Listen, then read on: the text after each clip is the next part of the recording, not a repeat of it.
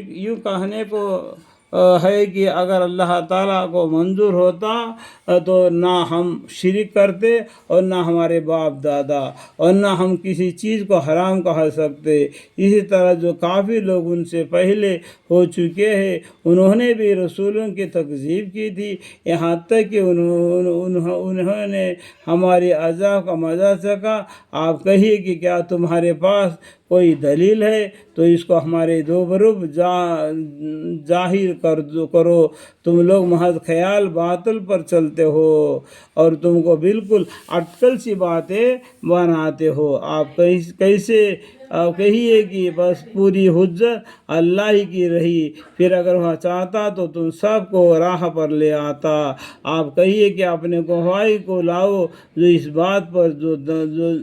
باقاعدہ شہادت دے کہ اللہ تعالیٰ نے ان مذکورہ چیزوں کو حرام کر دیا ہے، پھر اگر وہ گواہی دے دے تو آپ اس شہادت کا سماعت نہ فرمائیے، اور اے مخاطب ایسے لوگوں کے باطل خیالات کا اتباع مت کرنا جو ہماری آیتوں کے تکذیب کرتے ہیں اور جو آخرت پر ایمان نہیں رکھتے اور وہ اپنے رب کے برابر دوسروں کو ٹھہراتے ہیں۔ آپ ان سے کہیے کہ آؤ میں تم کو ہر چیزیں پڑھ کر سناؤں جن کو تمہارے رب نے تم پر حرام فرمایا ہے، وہ یہ کہ اللہ تعالیٰ کے ساتھ کسی چیز کو شریک مت ٹھہراؤ۔ ایک تو شرک کرنا بڑا گناہ ہے، دوسرا ماں باپ کے ساتھ حسن سلوک کرو، تیسرا اپنے اولاد کو افلاک کے سبب قتل مت کرو، یعنی غریب آدمی ہے کر کے، یعنی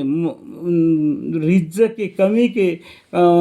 خیال سے اس بچوں کو قتل مت کرو، ہم تم کو اور تم ان کو رزق مقرر دیں گے، اور بے حیائی کے جتنے طریقے ہیں ان کے پاس بھی مت جاؤ، وہ اعلانیہ ہو یا پوشیدہ ہو، اور جس کا خون کرنا اللہ تعالیٰ نے حرام کر دیا ہے اس کو قتل مت کرو مگر حق پر، اس کا تم کو تاکید حکم دیا ہے تاکہ تم سمجھو، اور یتیم کے مال کے پاس بھی نہ جاؤ مگر ایسے طریقہ سے جو کہ مستحسن ہو، یہاں تک کہ وہ اپنے سن بلوغ کو پہنچ جاوے، اور ناپ تول پوری کیا کرو انصاف کے ساتھ۔ ہم کسی شخص کو اس کے امکان سے زیادہ تکلیف نہیں دیتے، اور جب تم بات کیا کرو تو انصاف رکھا کرو، وہ شخص قرابت دار ہی ہو، اللہ تعالیٰ سے جو عہد کیا کرو اس کو پورا کیا کرو۔ ان سب کا اللہ تعالیٰ نے تم کو تاکید حکم دیا ہے تاکہ تم یاد رکھو اور عمل کرو، اور یہ کہ یہ دین میرا راستہ ہے۔ یہ دین کیا ہے؟ اللہ کا راستہ ہے جو کہ مستقیم ہے، سو اس راہ پر چلو اور دوسرے راہوں پر مت چلو کہ وہ راہ تم کو اس کی یعنی اللہ کی راہ سے جدا کر دے گی۔ اس کا تم کو اللہ تعالیٰ نے تاکید حکم دیا ہے، اللہ تعالیٰ نے تم کو تاکید حکم دیا ہے تاکہ تم اس کی راہ کے خلاف کرنے سے احتیاط رکھو۔ پھر ہم نے موسیٰ علیہ السلام کو کتاب دی تھی جس میں اچھی طرح عمل کرنے والوں پر نعمت پوری ہو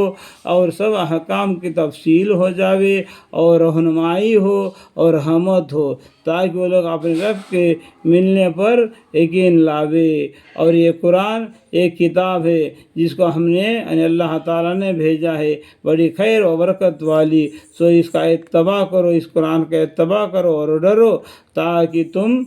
پر رحمت ہو۔ کبھی تم لوگ یوں کہنے لگو کہ کتاب تو صرف ہم سے پہلے جو دو فرقے تھے ان پر نازل ہوئی تھی اور ہم ان کو پڑھانے سے محض بے